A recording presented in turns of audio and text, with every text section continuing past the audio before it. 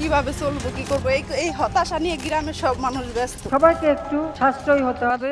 বাংলাদেশের মানুষের মাথাপিছু আয় কত? সময় নিউজের এক প্রতিবেদন অনুসারে অর্থমন্ত্রীর মতে বাংলাদেশের মাথাপিছু আয় 27,065 মার্কিন ডলার, যা টাকায় কনভার্ট করলে দাঁড়ায় 3,02,230 টাকা। একবার পকেটে হাত দিয়ে দেখুন তো কত টাকা আছে। 100 টাকার বাজার একদিনই খুলে না। আমি 9,000 টাকা বেতন পাই, আমার সংসার চালানো খুবই কষ্ট। বেশ কয়েকদিন ধরে কাঁচা বাজারে আগুন চলছে। 2008 সালে যখন 1,000 টাকার নোট ছাপানো হয় তখন স্বর্ণের ভরি ছিল 26,000 টাকা। বর্তমান সময়ে গোল্ড স্ট্যান্ডার্ডের তুলনা করলে 1,000 টাকার একটি নোটের দাম ছিল মাত্র 240 টাকা। মুরগি খাওয়াই বন্ধ হয়ে গেছে। দেশি মুরগির কথা আর কি বলবো, ওটা নাই বললাম। দেশের 61টি ব্যাংকের মধ্যে 40টি ব্যাংক মারাত্মক তারল্য সংকটে রয়েছে। উচ্চ মূল্যস্ফীতির চাপে মানুষ সঞ্চয় ভেঙে খাচ্ছে, আর দেশের ব্যাংকগুলো টাকা ধার করে চলেছে কেন্দ্রীয় ব্যাংকের কাছ থেকে। যেখানে ধনীরা গরিব হয়ে যাওয়ার পথে, সেখানে মধ্যবিত্তের কি অবস্থা, আর গরিবেরই বা খবর কি? But wait, how did it start? বলা হচ্ছে মানুষের ক্রয় ক্ষমতা বেড়েছে। হিসেব মিলছে না বাজারের, আয় না বাড়লেও এখন বাড়তি খরচের খড়গ। আমি যদি বলি দেশ চালাচ্ছে অশিক্ষিতরা, তাহলে কি বিশ্বাস করবেন? প্রাইমারি থেকে শুরু করে উচ্চ মাধ্যমিক শেষ করতে করতে আমাদের প্রায় 75% শিক্ষার্থী ঝরে পড়ে, পড়াশোনা শেষই করতে পারে না।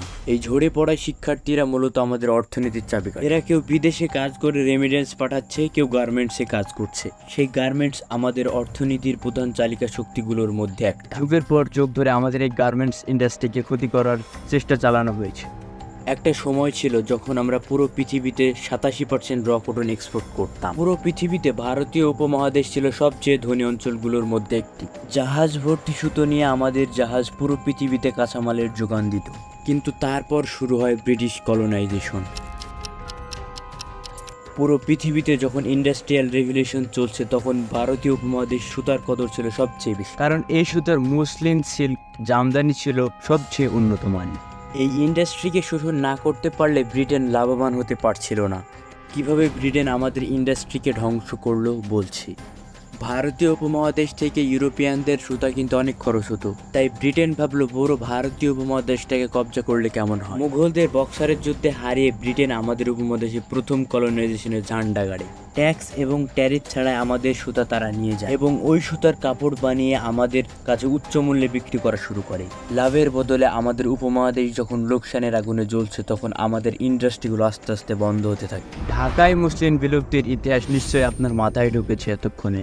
এক সময়ের ভারতীয় উপমহাদেশ সারা পৃথিবীতে 87% এক্সপোর্টার থেকে নেমে আসে মাত্র 2%।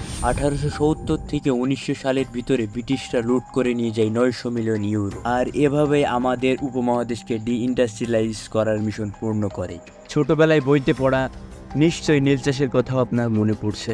যাই হোক, ব্রিটিশদের এই লুটপাটের পর আসে পাকিস্তান আমলের শোষণ। স্বাধীনতা পরবর্তী রাজনৈতিক রেষারেষি, লুটপাট আর ক্ষমতার জোট চলছে। তবে খুশির ব্যাপার এই, এখনো সামহাও আমাদের দেশের গার্মেন্টস ইন্ডাস্ট্রি টিকে আছে দেশের প্রধান চালিকা শক্তি হিসেবে। কিন্তু লুটপাটের ইতিহাসকে ছাপিয়ে আবার মাথা উঁচু করে দাঁড়াতে আমাদের পোহাতে হচ্ছে অনেক কাঠখড়। ভেঙে পড়ছি আমরা। তবে সে যাই হোক, আপনার পকেটে এখন টাকার পরিমাণ কত?